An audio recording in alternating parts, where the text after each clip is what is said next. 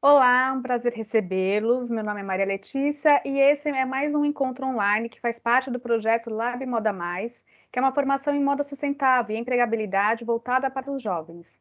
Esse projeto é realizado pelo Ecoteste, que é uma ONG que atua há mais de 16 anos na área da moda sustentável e desenvolve projetos que contribuem para uma construção de uma cadeia de moda mais ética, limpa e inclusiva. Nessa edição do Lab Moda Mais, a gente tem o apoio da PVH Foundation e ele está junto também nas atividades presenciais com a nossa turma de alunos. Nesses ciclos de encontros online, a gente recebe convidados inspiradores das mais diversas áreas da cadeia da moda para passar um pouco mais seus conhecimentos. A gente está dando, então, continuidade ao curso, nas aulas, e hoje a gente está recebendo nossos primeiros convidados da Calvin Klein, que é o Lucas Toledo e a Gisele Leme. O Lucas é o nosso convidado mais jovem, se eu não me engano. Ele começou a cursar design de moda na Unip e trabalha como assistente de estilo faz só 6 meses. Antes, ele teve uma experiência de 1 ano como freelancer no showroom da marca e tendo contato com clientes franqueados. Já a Gisele é bem mais experiente, ela tem 20 anos de atuação na indústria têxtil, tanto em vestuário como acessórios. Na Calvin Klein, ela atua como gerente de engenharia de qualidade de produto. É formada em tecnologia têxtil pela Unesp, mestre pela Unicamp e tem várias especializações em inovação, gestão de engenharia e qualidade. E eu vi o LinkedIn dela, ela tem um monte de certificado, né, Gisele? Vi que o negócio é pesado aí. Então, a nossa primeira pergunta, que eu sempre começo, na verdade, é para saber um pouco mais como que vocês se interessaram por moda e quiseram trabalhar com isso, encarar como uma profissão. Pode começar, Gisele ou Lucas, quem quiser. Pode começar, Lu, mais jovem. Começar pelo mais Eu, jovem. eu acho que desde pequeno eu sempre fui muito interessado por tênis, no geral, assim, eu sempre gostei muito, sempre, enfim, abria o guarda-roupa do meu pai, jogava todos os tênis no chão e ficava lá brincando, ficava olhando. E eu acho que conforme o tempo foi passando, eu fui tomando mais gosto por isso, fui pesquisando mais. E, eventualmente, eu comecei a me interessar por roupas no geral. Então, enfim, comecei a olhar mais desfile, comecei a olhar marcas nacionais, marcas de fora. E aí foi isso, foi uma paixão que foi crescendo ao longo do tempo ali. Tudo começou no tênis mesmo, mas enfim, depois eu aproveitei, comecei a pesquisar sobre tudo e eventualmente tomei uma decisão, falei, não, vou fazer faculdade disso, é isso que eu gosto. E foi isso. Ótimo. Gisele, você? Bem, pessoal, primeiramente, obrigada pelo convite. Eu me sinto muito honrada em estar aqui com vocês hoje, com essa nova geração da área de moda, porque a primeira coisa que nós temos quando falamos da nossa área é paixão, né? E para mim é uma paixão. Começou muito jovem e eu nem me dava conta que eu era tão apaixonada, né? Eu sou filha de modista e de alfaiate, então eu cresci no meio de confecção, facção. Minha madrinha é modelista. Então, assim, já veio mesmo no núcleo familiar a moda. E aí, quando chegou no momento... meu primeiro emprego foi de costureira, gente. Foi costurar camisa. Meu primeiro emprego registrado. Tenho orgulho de falar isso. Com 17 anos, consegui emprego registrado. Costurava camisa numa confecção super importante que existia em Americana long time ago, né? Muito tempo atrás, gente, faz tempo isso, não perguntem quanto tempo. E aí depois eu acabei indo fazer faculdade, fui procurar um curso têxtil, porque eu sempre fui mais interessada pela área técnica, pela área de produção. Nunca o design realmente, o estilo, me encantam, mas não prendem a minha atenção. Na área de moda nós temos esses dois lados, né? O lado brilhante, o lado fashion, o lado... E temos a parte da execução. E comigo sempre foi a execução, mão na massa. E eu consegui encontrar um curso universitário nesse meu perfil e segui minha carreira assim, depois me especializando em técnicas de lavagem, acabamento de tecidos. Cheguei a trabalhar em fiação, em tecelagem, em tinturaria, estamparia, então eu consegui passar ao longo da minha vida, né, da minha carreira profissional, por vários momentos técnicos e que contribuem hoje para a profissional que eu sou, né? Porque eu sou uma ponte entre o que se cria e o que se entrega para o consumidor final. Então, isso é muito interessante e eu sou apaixonada, né, gente? Se vocês me deixarem, eu vou falar aqui com paixão 5 horas seguidas. Mas foi assim, foi essa a minha trajetória. E até vou, então, perguntar um pouco mais as funções que vocês dois têm na Calvin Klein. Pode começar, Gê. Isso daí você executa muito mais coisas, então vai lá. As funções. Eu entrei na Calvin faz 6 meses, tá, pessoal? Antes, vocês podem até me adicionar no LinkedIn, se vocês tiverem alguma curiosidade, podem bater um papo comigo por lá. Eu trabalhei durante mais de 10 anos eu trabalhei como coordenadora de qualidade, engenheira de produtos na Lacoste. E aí, até que um dia a Calvin olhou para mim e falou, é um perfil desse que nós precisamos. E a Calvin me convidou para trabalhar com eles. E aí eles me trouxeram nessa oportunidade de gerência de área de qualidade para realmente estruturar uma área que não engloba apenas as coisas de forma apartada, mas de uma forma unificada. A visão da diretoria da Calvin é uma visão muito mais macro do que é produto, né? Eles têm uma visão muito incrível. Então, nós unimos a engenharia de produto, que é a parte de construções técnicas do modelo, debaixo da área de qualidade, a parte de garantia da qualidade da cadeia de fornecimento. Então, é garantir que aquela fábrica tenha todos os requisitos técnicos necessários para produzir uma Calvin Klein, além da responsabilidade corporativa, que temos a BVTEX aqui no Brasil e todos da área de moda já ouviram muito falar, nós temos também a parte técnica. Temos condições. Temos também toda a parte de ensaios, de conformidade de produto, de segurança química em texto, que é essa caixinha que vai avançar muito nos próximos 2 anos, né? O quão esse produto realmente é sustentável, ele realmente é orgânico, as matérias-primas que estamos adquirindo são matérias-primas rastreáveis e que vão nos dar realmente a visibilidade que somos uma marca sustentável. Sustentabilidade não é só colocar na cabeça, né, pessoal? A sustentabilidade não é só o recycle e transformar uma peça antiga nossa numa peça nova, né? Não é só isso. A sustentabilidade já começa desde a matéria-prima, por exemplo, desde a plantação de algodão, que o Lucas vai poder falar um pouquinho sobre uma linha que eles têm disso. E temos também a parte da experiência do consumidor, que também está junto com essa área de qualidade, que é o quão os nossos produtos realmente agradam os nossos consumidores. Porque quando nós estamos numa grande marca como a Calvin, como a Lacoste também, que eu vim da Lacoste, você tem que entender se a sua estratégia de negócio ela realmente atinge o público-alvo. E o seu público, ele está feliz com o seu produto?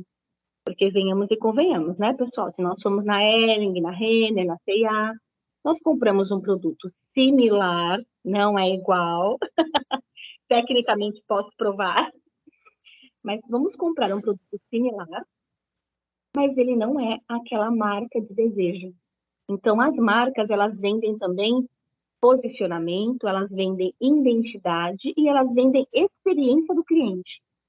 Então, essa área de experiência é o balizador para a área de qualidade poder voltar para as caixinhas anteriores, conformidade de produto, garantia da qualidade de produção, engenharia de produto, construção técnica, para a cada vez mais atender o cliente ou consumidor Calvin Klein. Então, é esse o objetivo da área de qualidade na Calvin Klein. Bom, o meu objetivo é fazer com que as fichas técnicas, enfim, todas as especificações necessárias cheguem de maneira correta para agir e para o pessoal da engenharia, para, enfim, eles analisarem, a gente marcar as provas de roupa, que nem a gente falou, para conformidade de produto. Enfim, a gente vê se tem alguma coisa fora da tabela, se precisa mudar alguma coisa na lavagem e tudo mais. Então, grande parte do meu tempo é realmente fazendo ficha técnica e, enfim, desenhando as coisas, revendo com os estilistas, né, vendo se precisa alterar alguma coisa, se, enfim, se a gente vai incluir, se a gente vai tirar. E aí é isso, eu passo, que nem eu falei, eu passo um bom tempo fazendo essas fichas, mas o cargo de assistente também permeia muitos outros campos. A gente não fica só ligado, infelizmente, a gente não fica só ligado em desenho e criação e tudo mais. A gente tem que resolver eventuais problemas com notas fiscais de peças que chegam para a gente, ou, enfim, a gente precisa fazer uma devolução para algum fornecedor. Enfim, a gente precisa realmente ir lá e caçar, procurar como fazer da melhor forma possível para que chegue na pessoa final ali tudo bonitinho, tudo certo, para não dar, né, mais problema do que deu inicialmente. E aí é isso, sobre o que a gente falou do algodão orgânico e sobre a essência da marca e tudo, isso é muito legal, de tipo assim, saber que cada marca tem a sua essência, que cada marca tem a sua identidade e, enfim, a gente desenvolver um produto que vai agradar o nosso consumidor final.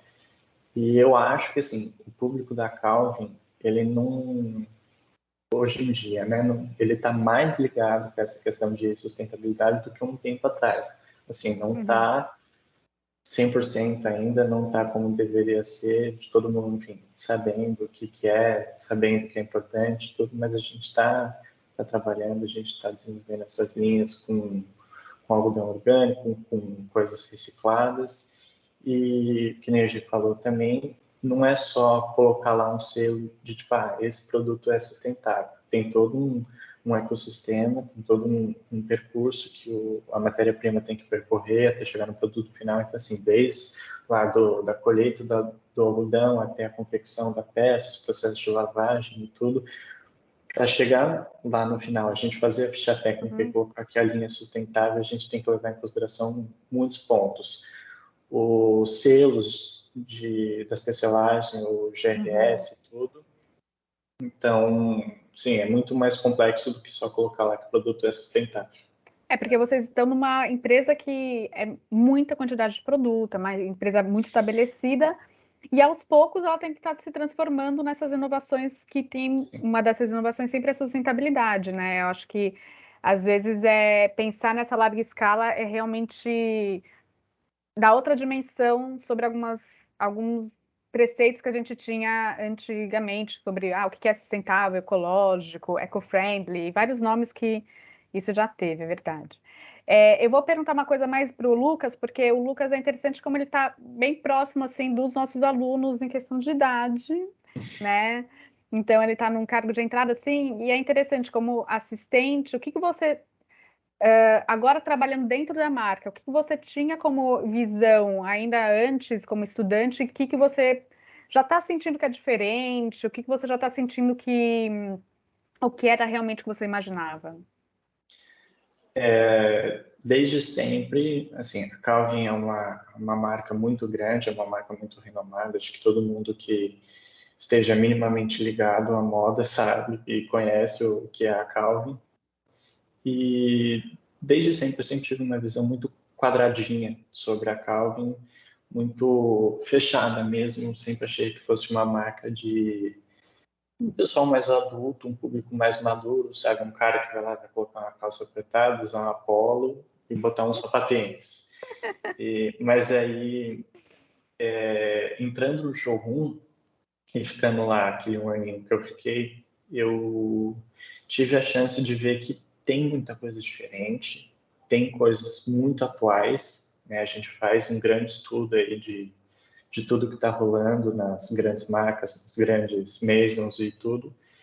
E assim, obviamente não vai representar um grande volume dos nossos produtos, né? Tipo, a gente não vai fazer um monte de coisa diferente, um monte de coisa de moda, porque, enfim, esse não é o nosso público final. né? É Uhum. importante a gente desenvolver essas coisas, mas coisas pontuais, né? E eu acho que assim, é bom, depois de um tempo que eu parei para refletir isso, mas é bom você se permitir a olhar mais e ver que a marca não é só aquilo que você está pensando, embora seja, tipo, grande parte das coisas aqui dentro seja muito quadradinhas, muito certinhas, ainda assim tem espaço para a gente desenvolver coisas novas, coisas de moda e tudo mais. É isso, Olha, tem. então vou até aproveitar porque a Samara ela está perguntando aqui como que foi esse caminho então que você foi para entrar na Calvin Klein? Você começou como um showroom, né? Você falava mais da Isso, parte de vendas.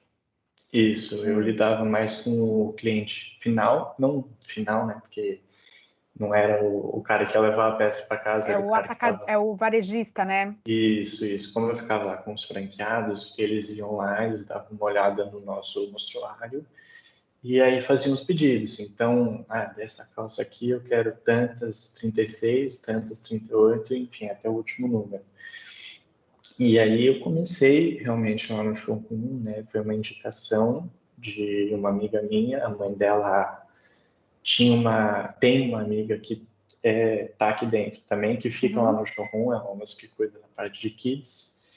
E aí, enfim, essa moça conseguiu uma entrevista para mim, eu fui lá, conversei com o pessoal e fiquei lá no showroom, né? Fiquei Uhum. lá trabalhando um ano, fazendo tudo que tinha que fazer.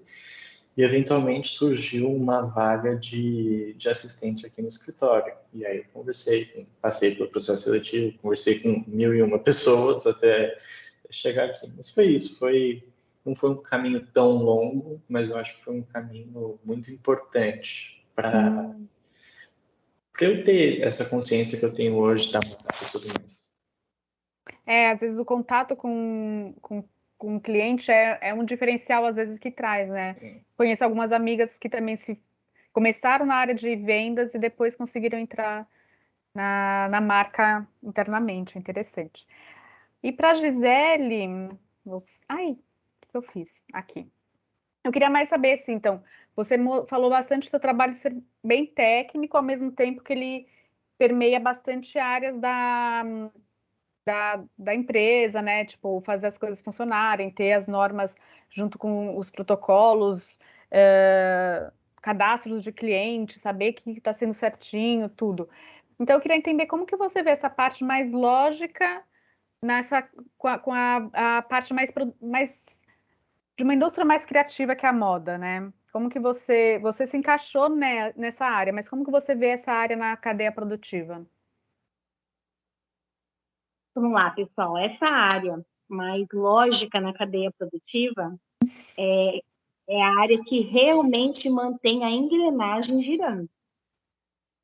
Porque, Lê, você comentou uma coisa assim perfeita. Você falou assim, gente, quanto melhor o profissional, a costureira, né, a pessoa que é criativa, mais doidinha a pessoa é. E é verdade, gente. Eu tenho uma mãe piradinha, maluquinha, sabe?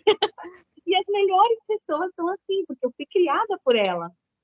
E totalmente criativa.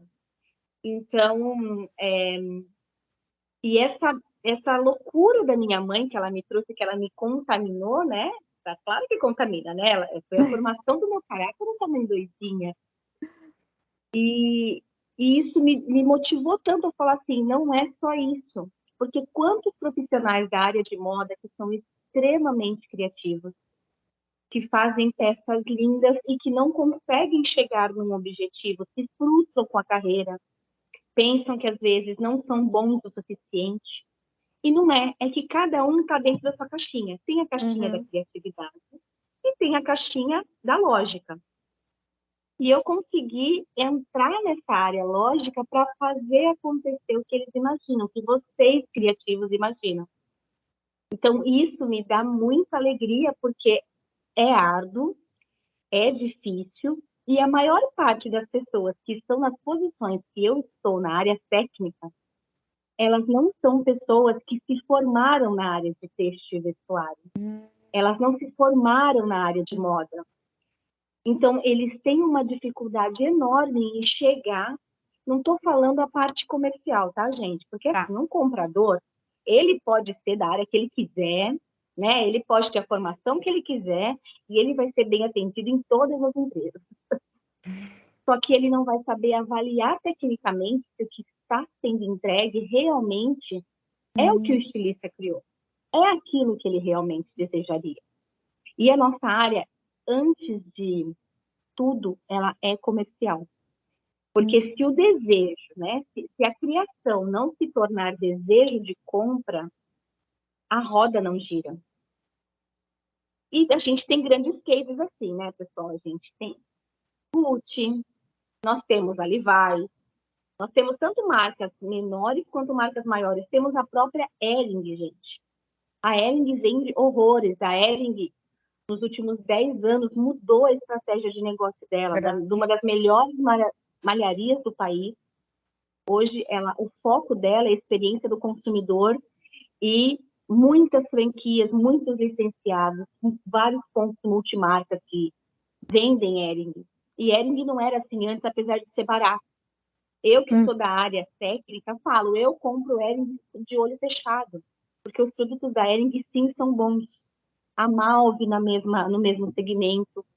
A cadeia de acessórios, pessoal, cada vez Nike, Adidas, Fila, eles investem em maiores tecnologias para atingir o desejo de compra do consumidor. Então, a área técnica e a área criativa hoje, ela nunca esteve tão interligada. No passado, vamos pegar a época da minha mãe, era aquela coisa, né? A área criativa, o estilista, a modelista e a costureira. Hoje em dia, não. Hoje em dia, nós já trabalhamos juntos. E a prova, por exemplo, é o trabalho que nós temos na Calvin entre estilo e engenharia de produto. A engenharia de produto está dentro da área de qualidade. E o estilo continua na área criativa. Então, assim, o estilista hoje, ele tem que ser um pouco mais lógico, mas o técnico, ele não pode ser aquele técnico fechadinho que só quer ver o lado dele e não olha para o que foi desejado. Olha, interessante. Então, eu me posiciono de uma forma assim, hoje os profissionais, nós temos que estudar muito. Você falou muito bem, Gisele, eu vi que você tem várias certificações. Sim, porque nós vamos estudar a vida inteira. Sempre vai ter alguma coisa nova para nós aprendermos. Cada jovem que chega e que nós temos a oportunidade de compartilhar conhecimento tem uma visão diferenciada da moda e isso agrega tanto para nós quanto para vocês. Então, eu acredito que hoje a área da moda está muito mais interligada do que antes. Podemos chamar de área da moda e não apenas o estilista, né? O Tommy Hilfiger que vai lá e o nome dele vai crescer. O Ralph Lauren, o nome dele vai crescer. Porque para o nome dele ter crescido tanto é porque tem uma estrutura lógica por baixo que garante vendas, que garante o posicionamento adequado, que garante a identidade do produto, que garante o aviamento adequado, que garante a matéria-prima. Então, hoje somos uma grande área de moda e os cursos de moda já estão nesse cenário mais. Tirando algumas poucas faculdades que são muito conceituais ainda na área de moda, até os professores e as disciplinas dos cursos de moda já estão bem voltadas para essa união de forças e não a antiga separação que existia dentro da área. Eu sempre falo que isso é uma das coisas, quando eu comecei a trabalhar com indústria, que mais me chamou a atenção, né? De você entender o processo como um todo, você ver a visão. É bem interessante mesmo essa parte. Aí, o que eu queria... Então, você já começou na sua fala falando um pouco dessa sustentabilidade. Então, como que você vê isso do desafio no seu dia a dia, né? Tanto para a Gisele, que está mais, acho que, próximo na questão dos materiais e tudo, e nessa busca que o Lucas também faz na área de criação. Como que a sustentabilidade está conectada aí com vocês, na profissão? Bem, a primeira coisa de sustentabilidade na grande área da moda é a sustentabilidade da cadeia. Então, é a sustentabilidade financeira, tem que ter, né, um respiro financeiro, a sustentabilidade ambiental e a sustentabilidade corporativa. Quando nós falamos de sustentabilidade, nós temos essas 3 tríplices, tá, pessoal? O econômico tem que estar ok, porque senão você não consegue avançar. A parte ambiental, o impacto ao ambiente é importante, né? Muito importante, tem que estar conectado também. E a parte da cadeia de fornecimento tem que ser sustentável, tem que ser uma cadeia que respeite ao próximo, respeite os funcionários. Então, a primeira coisa, um produto sustentável, pessoal, é um produto que já respeita essas 3 tríplices. E se nós pegarmos hoje todas as grandes empresas que nós temos no mercado, as empresas são sustentáveis nessas 3 tríplices. Primeiro ponto de sustentabilidade. O segundo ponto vai mais para a área ambiental, né?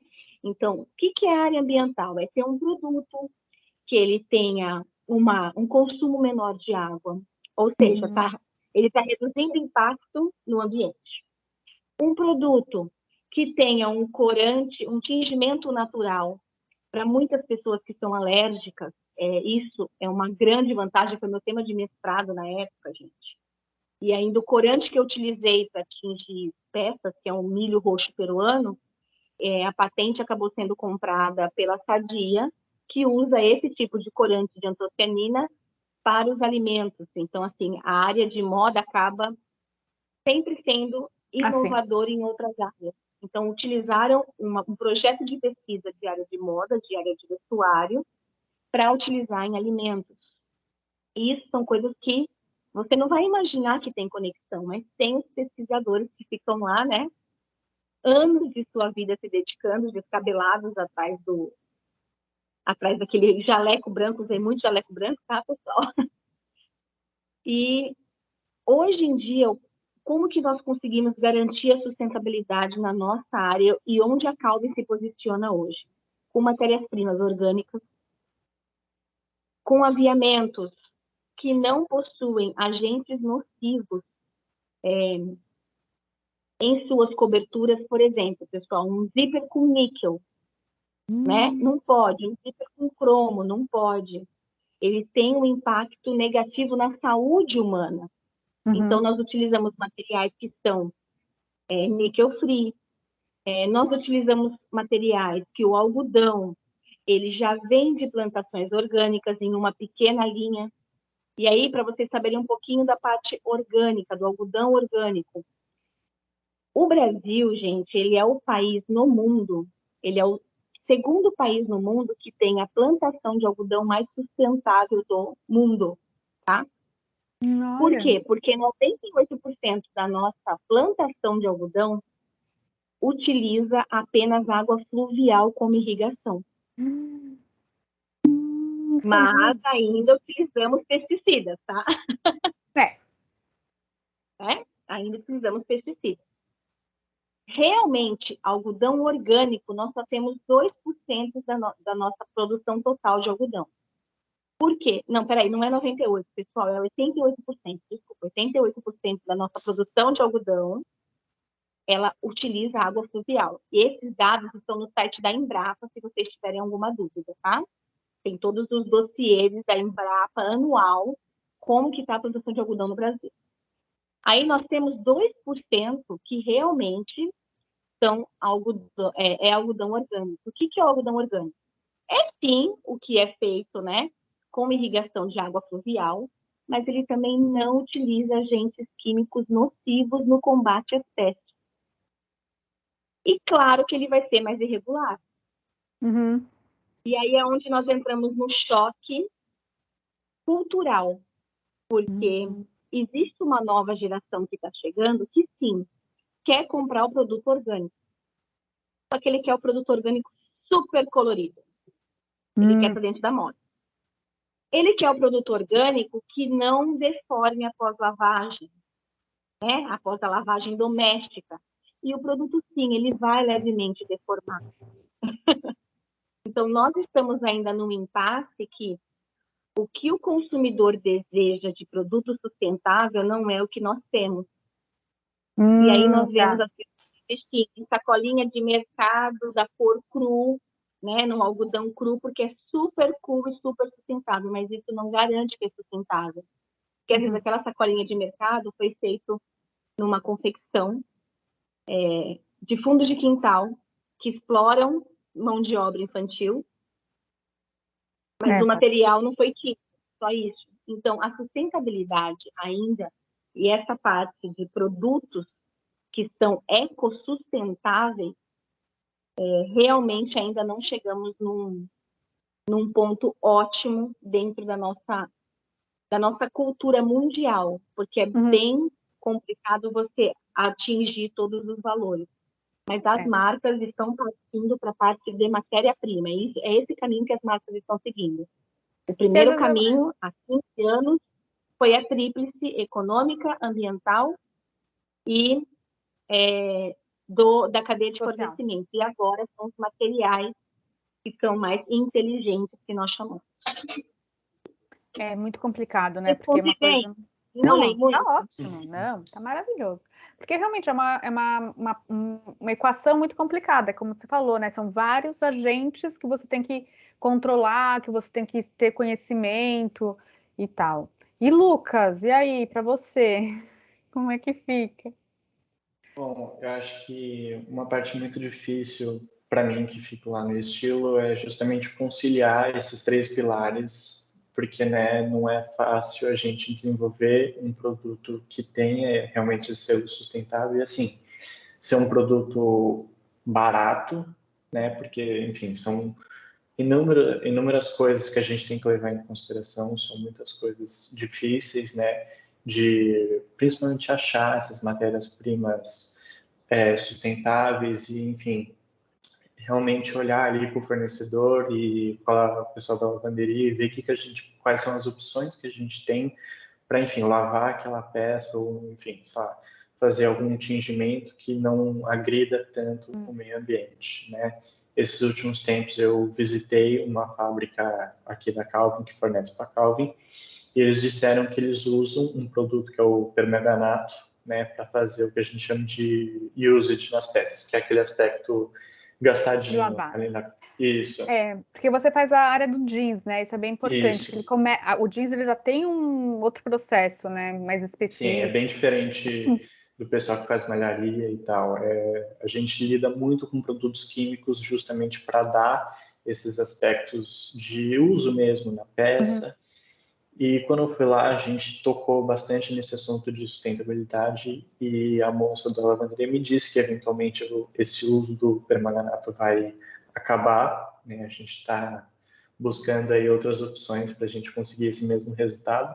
Mas, assim, são equipamentos caros, porque não são equipamentos comuns, né? Não é todo mundo que consegue comprar esse tipo de equipamento, não é todo mundo que consegue achar. Enfim, por isso que eu falo que é difícil conciliar, principalmente essa questão de preço. São produtos muito bonitos, são produtos com uma proposta muito boa, mas é difícil, são produtos muito caros, mas, assim, que nem a gente falou, a gente está partindo o nosso pontapé inicial é justamente esse negócio de matéria-prima e eventualmente a gente vai desenvolvendo e vai achando novas maneiras da gente conseguir desenvolver um produto legal que atinja o nosso público e que realmente seja sustentável em todos os aspectos, né? Que nem a gente falou aqui, sustentabilidade não é só ir lá e colocar um selo, tem todo um processo, né? Muito mais difícil do que você simplesmente falar que e é isso que a gente falou, são grandes marcas que vão lá e falam, esse produto é sustentável, usa tantos por cento de algodão orgânico, mas é um produto que foi confeccionado no fundo de quintal, usando e abusando de pessoas com posturas, enfim, feitas à mão, condições precárias de trabalho e tudo mais. Então, assim, para uma empresa grande, que nem a Calvin, a gente tem que, né, muito levar em consideração isso também, né, de como a peça foi feita, como vai chegar até a gente e a gente realmente poder falar que é sustentável. Sabe? Porque imagina, você produção do algodão super caro, tudo, daí você faz uma sacola e coloca um pigmento de estamparia tóxico, daí não, né, tipo, perde o processo, né? E agora voltando um pouco mais pela profissão de vocês no dia a dia, assim. O que vocês têm como característica de vocês, pessoais, que vocês conseguiram se encaixar na área que vocês trabalham? E o que que vocês sabem? Tipo, né, a Gisele falou um pouco dessa parte de meio de ser lógica e tal. E o que que você, tipo, eu era assim, ou algo que você desenvolveu, tipo, sei lá, tornei uma pessoa mais organizada, essas coisas. Quando eu entrei aqui, eu tinha muito receio de fazer as coisas, eu ficava muito quietinho ali no meu canto. Eu tinha como eu falei, eu tinha uma visão muito quadradinha, muito fechadinha. E entrando aqui, eu desenvolvi realmente muitas coisas que eu nem imaginava que iam me ajudar, né? Mas uma coisa que eu acho importante para qualquer pessoa é ser proativo, né? Ir lá, fazer as coisas, ter força de vontade e também acho que, acima de tudo, é não ter vergonha de perguntar as coisas. Pode ser uma pergunta que você vai olhar e falar assim, nossa, pergunta besta, mas na verdade não é besta. Você vai lá, você não sabe, você tem que perguntar. Você vai lá, pergunta para uma pessoa experiente, a pessoa vai lá e te explica. É isso, mas conforme o tempo vai passando, conforme você vai tendo contato com tudo, também você vai desenvolvendo coisas, novos pensamentos, novas perspectivas dos assuntos que você não tinha antes.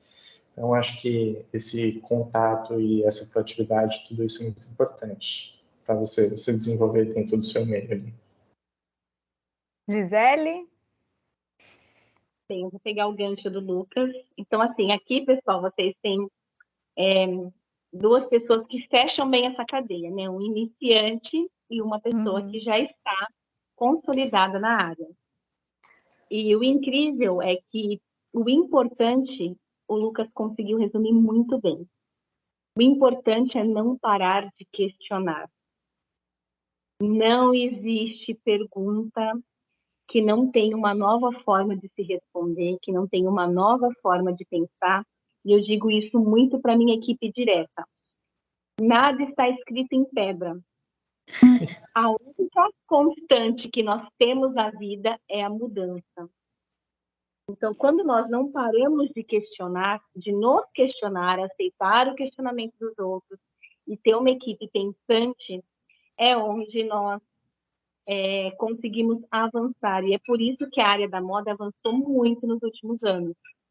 Porque a figura da estrela da empresa não existe mais. O que existe é a equipe.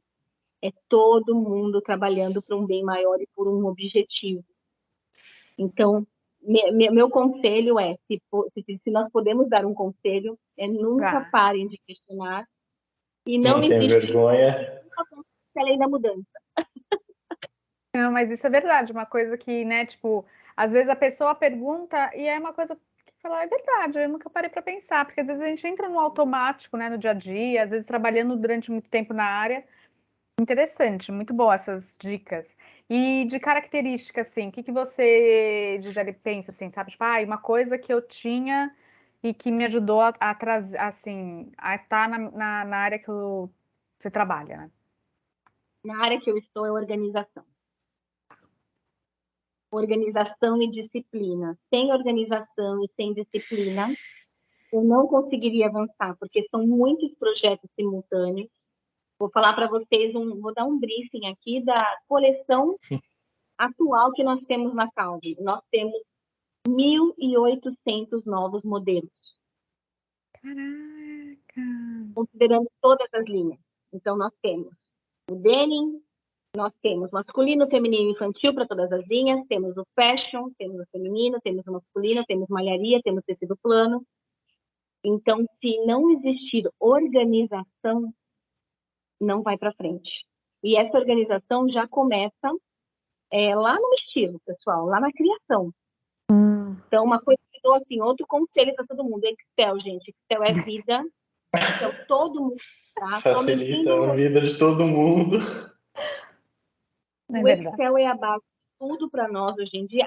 Mas uma empresa tão grande não vai ter um sistema? Hello, pessoal, nós ainda somos a área da moda. Nós não somos montadores de carro. É um padrãozinho ali, nossa né? coleção, precisamos de produtos novos em loja a cada 2 meses para poder garantir desejo à marca. Apesar de termos 2 coleções, a Calvin trabalha por coleções. Esses 1.800 modelos, eles são divididos em tamanhos, em cores, e são distribuídos para que em 2 meses você tenha uma vitrine nova em loja. É essa a forma que você mantém o mercado olhando para a sua marca. Uhum. Então, o Excel é bem importante, tem que ter organização, é a base de tudo, é a organização. Eu sempre fui metódica, para mim é fácil, mas isso é algo que nós temos que desenvolver. E o que eu tive que desenvolver, pessoal, na área de moda foi a resiliência, porque eu venho de uma cultura, né? Eu venho de uma área técnica, e antigamente a área técnica era muito cartesiana, ou é 0 ou é 1, não tem o meio.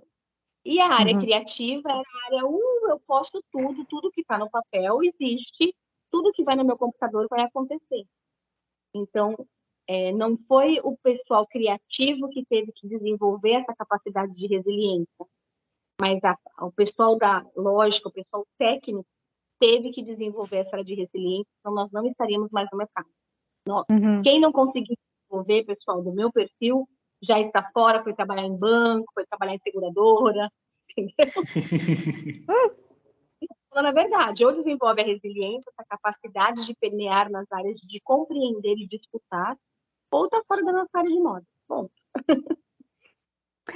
Interessante que vocês falando, assim, então, a Calvin Klein, ela é uma empresa exatamente muito grande, então a área de logística e técnica acaba sendo muito próxima da área de criação, é isso? Muito. É isso. Muito e mesmo. A área de compras, que é uma área muito técnica, né? A área de compras, ela fecha preços. A área de compras, ela negocia. Às vezes, o estilista pensou num modelo incrível e nós não temos um material que atinge o custo, tem que alterar isso no meio do caminho. Então, essas áreas tiveram que se desenvolver muito, né? Compras, engenharia e logística, para garantir o produto final da forma que ele foi planejado, de acordo com o desejo de compra do consumidor. E o Lucas, que teve um pouco dessa experiência na ponta, né, com comercial, como é que foi? Você já chegou a ter alguma, está 6 meses, mas você chegou a ter alguma peça, alguma coleção que já está na loja? Como é que foi esse processo para você, de ver algo que você começou, chegar na ponta? Quando eu entrei aqui, logo no primeiro dia, assim, as meninas do estilo ali do Denim, elas estavam passando desenvolvimento com o fornecedor, a gente estava finalizando a coleção de Primavera-Verão 23, e eu ajudei um pouco ali, né, não consegui ter tanta participação, porque, enfim, tinha acabado de entrar, tinha muita coisa para fazer, muita coisa para resolver, né, em questão de sistema mesmo, sabe? Configurar computador, tudo, então eu não consegui ajudar tanto. Mas, assim, essa coleção agora que a gente já desenvolveu, que é de outono e inverno, né, 23, que agora a gente já está fazendo de verão 24, assim, essa de outono, a gente corre, mas a gente sempre está atrasado, é complicado. Mas esse de outono e inverno eu participei 100%, fiz muitas coisas, consegui desenvolver várias ideias minhas junto com as meninas. Então, é muito legal mesmo você saber que tudo aquilo que você pensa, se você tiver a paciência de sentar ali e conversar com o seu superior, falar assim, o que você acha de a gente fazer isso? Então, é muito recompensador no final ver que o seu produto entrou, a sua ideia realmente virou e tudo mais. E esse negócio que a Gi falou de que somos um grande conjunto é muito complicado, né? A gente é muito complicado, mas assim vale a pena a gente se esforçar para fazer isso acontecer, porque assim começa ali no estilo, vai para engenharia, depois vai para compras, e se você não souber se relacionar com as pessoas, se você não souber, que nem a gente falou, ter resiliência também, né? E não ser, isso eu digo mais para a área de estilo, não ser contido, dependendo de como for, porque papel é infinito, você pode fazer o que você quiser, mas não é tão fácil assim, né? Então, se você não souber ser contido e tudo, as coisas não fluem, você não consegue se relacionar com as pessoas e o produto final não chega. A Isso Gisele é já legal. cortou alguma coisa? Tipo, já veio alguma coisa sua para Gisele, que a Gisele já teve que voltar e falar, é, Rola bastante e-mail aí de problemas nas calças, e a gente vai resolver da melhor maneira possível. A gente pode falar um pouco melhor sobre isso, porque é ela ali que cuida mais com o pessoal do CD com problema de qualidade e tudo, mas já rolou algumas boas coisas aí. já teve aqui, já... Pessoal, isso é muito legal, porque rola mesmo os estresses do dia a dia, que é a rotina,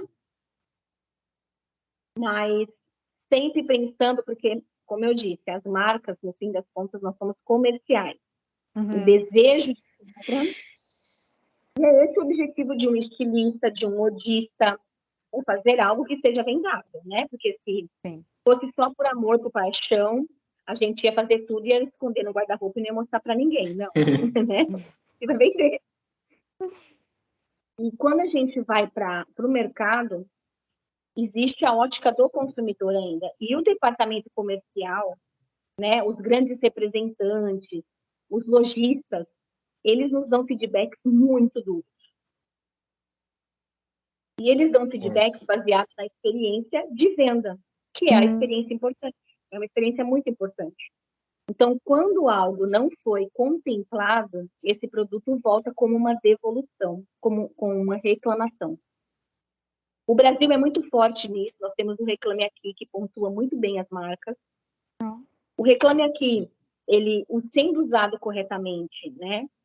Tanto pelo reclamante quanto pelo reclamado, é um indicador importante da sustentabilidade da marca, do quanto a marca se importa com o cliente. A Calvin está muito bem no Reclame Aqui. Somos uma marca que nos preocupamos, né? Mas também não somos uma marca que resolvemos tudo da forma que o cliente quer. Né? Nós somos justos, rastreamos tudo, porque existe toda uma estrutura por trás disso. Então, quando existe alguma coisa que é barrada, às vezes numa entrega do CD, que eu estou barrando muito ultimamente, andei barrando muito CD nos primeiros é o meses. centro de distribuição, né? Isso, pessoal, desculpa, tá? Olha a mania de quem trabalha na área de falar CD. É o CD. Não, é centro de distribuição, tá, pessoal? Mas eu barrei muito baseado em indicadores que eu busquei no Reclame Aqui, indicadores de devolução.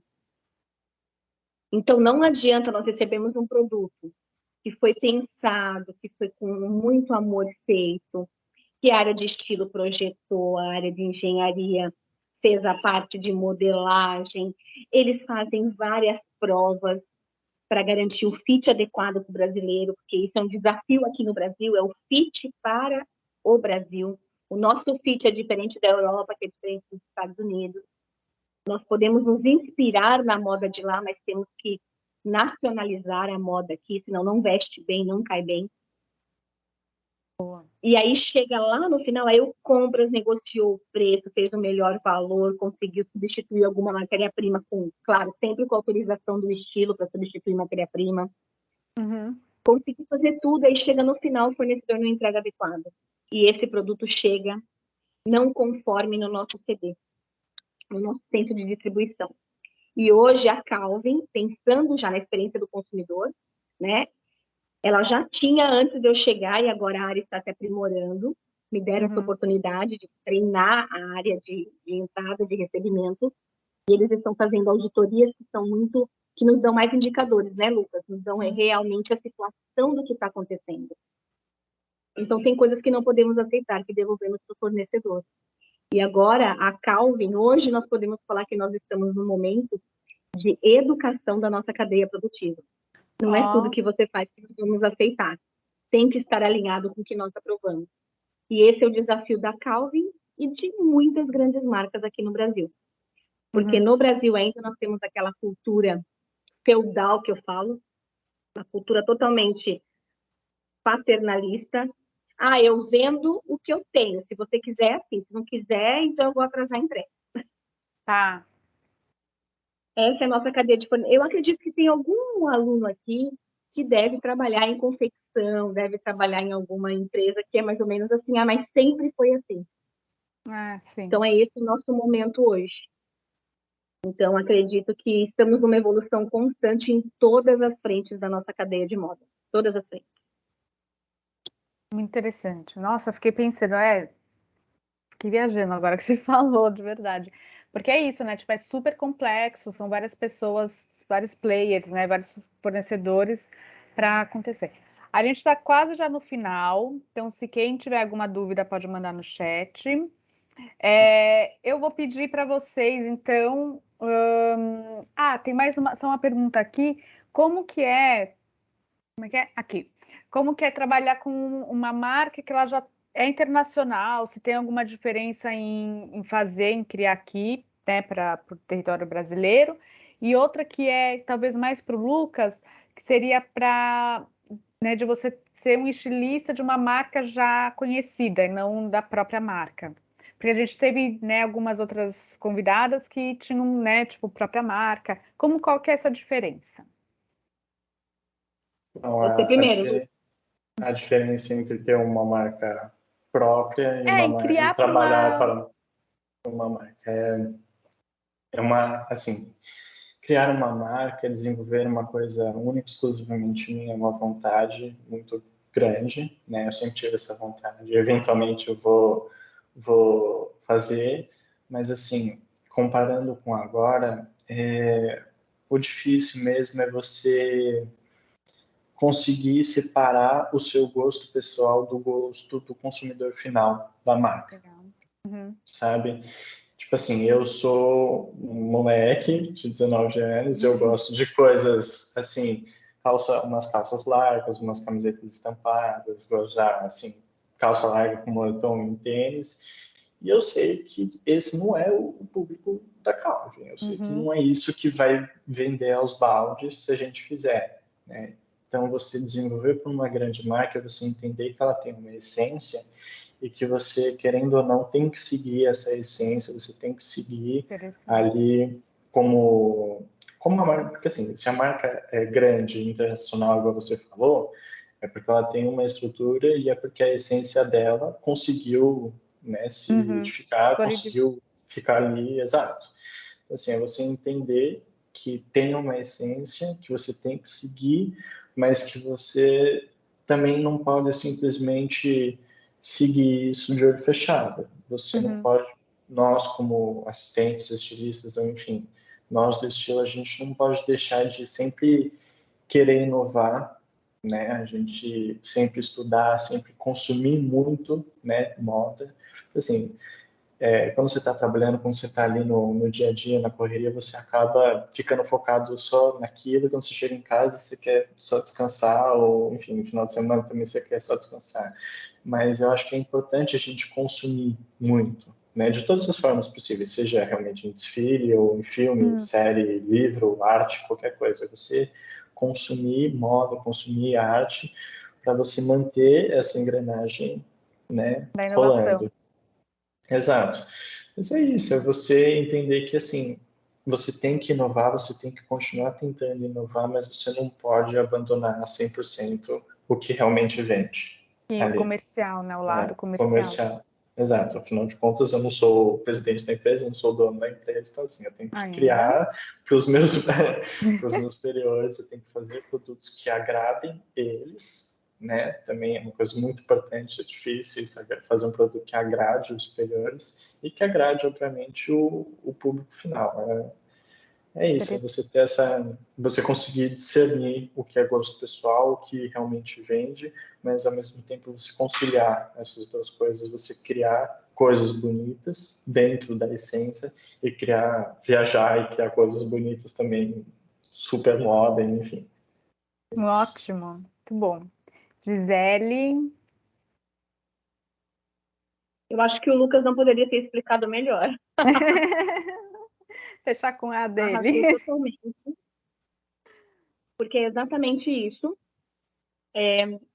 Não se pode perder a identidade individual, mas precisamos sempre estar alinhados com a cultura da empresa e com a identidade daquela marca. Então, acho que o principal desafio é aprender. O Lucas usou uma palavra, há umas declarações atrás, é ser contido.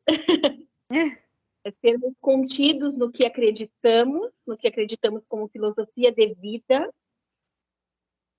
para pouco a pouco a gente colocar a nossa identidade junto com a identidade da marca. É uma construção. Então, eu falo que no Brasil, a Calvin Klein, ela tem uma estrutura linda, porque existe uma área de estilo que realmente cria para o Brasil. Interessante. Né?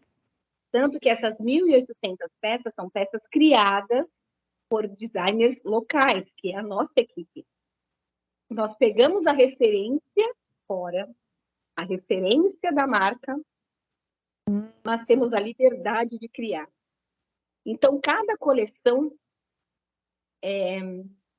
tem a carinha do estilista. A gente vê que tem a carinha dele. Cada linha, eu que vejo todas as linhas como um todo, fica muito claro para mim. Essa peça, gente, é a cara da Fernanda. Essa daqui é a cara da Bianca. Essa peça aqui, gente, é a Bianca escrita. Só que até elas, né, até as grandes estilistas que nós temos dentro da marca, elas separam o gosto pessoal delas do que é identidade de marca. Então, esse é o nosso grande desafio e é algo que nós temos que fazer a disrupção interna, sabe? A gente tem que nos reinventarmos para poder atender o que a marca deseja. E quando você está numa marca própria, você pode fazer o que você quiser, né? Você tem mais liberdade. E eu acho que é esse o grande problema que muitas marcas acabam não indo para frente. Porque a pessoa, às vezes, vai tanto pelo gosto pessoal e não faz uma análise do público-alvo que ela quer atender. Então, eu só acho que na marca fica fácil de nós identificarmos que necessitamos separar o gosto pessoal do que é a identidade de marca. Mas mesmo numa marca própria, eu acho que o estilista, o modista, né, a confecção, ela tem que separar o que ela gosta ali, o que ela acha lindo do que realmente é vendável, porque no final a gente precisa pagar a conta, gente. Boleto dinheiro é bom e a gente gosta. São os boletos. Chega para todo mundo, para nós podermos estudar de dinheiro, para a gente poder ingerir cultura, ir em shows, em exposições. Até o Netflix, gente, é pago. Tem que pagar a internet e o Netflix. Tem que ter TV. Ou o celular. Então, é mais ou menos isso, pessoal. Ótimo. Então, acho que eu vou fechar então com vocês passando dicas, algumas dicas para os nossos alunos, referência, algum livro, filme, enfim. Sei que o Lucas tem vários, que ele passou já para mim. Lucas, essa é contigo. Você está mais próximo da geração. De dica, que nem eu falei antes, eu acho que esse proativo é os maiores conselhos que eu já ouvi, é um dos melhores conselhos que eu posso dar também, é você ser proativo, é você ter força de vontade, você querer aprender, né? E também, acima de tudo, é você, assim, é bom você querer aprender e tal, mas você também tem que aprender a aprender. Tipo assim, você vai lá e você pergunta alguma coisa, e se você está perguntando, você tem que estar disposto a ouvir e prestar atenção no que a pessoa está falando, sabe? Ou se você erra alguma coisa, se você, enfim, comete, mesmo que seja um pequeno erro e o seu superior vai lá e fala alguma coisa para você, você tem que ouvir, processar, não é você dar justificativa, não é você querer ficar se explicando, é você ouvir, refletir o que o seu superior está falando. Porque, assim, ele é seu superior, ele está vendo que você fez alguma coisa que, enfim, não está dentro dos padrões, então você tem que saber ouvir. É isso, você saber ouvir o que o seu superior está te falando, saber o seu lugar, sabe? Não estou falando que você também tem que ser um cachorrinho que vai atender todo mundo, sabe? Exato, você tem que ter a sua opinião, você tem que ter o seu gosto, tem que ter tudo, mas você tem que ser respeitoso, né? Você tem que saber o seu lugar e tudo mais. E de referência, eu coloquei algumas no arquivo que eu tive, depois deixa eu ver até se eu consigo pegar aqui, aí eu mando no chat. Eu sei que você me passou um anime, deixa eu ver se eu abro também. Eu passei algumas coisinhas. 2 fotógrafos. Uhum. Nossa, nem mais o que eu coloquei, mas eu coloquei pessoas legais aí que eu lembro. Exatamente, acho ótimo. Mas aqui são as suas referências, né? Deixa eu pegar aqui. Deixa eu ver. Você falou do filme, do Iluminado. Por que você me passou ele? Assim, é o meu filme favorito de todos os tempos. Sempre foi uma pessoa que gostei muito de cinema, desde pequeno. Muito por conta do meu pai, porque, enfim, ele também é um grande apreciador. Eu tenho até, aqui, não sei se vai dar para ver, mas eu tenho até tatuado aqui uma palavrinha que é de uma cena do filme. Ai, meu Deus. Eu não consegui ver, mas tá. É um negócio escrito Murder. Depois, Ai. com certeza que é o melhor filme de todos. É realmente um ótimo filme. E aí, enfim, aí no resto do braço também tem algumas outras coisas das referências que eu te passei, Referência.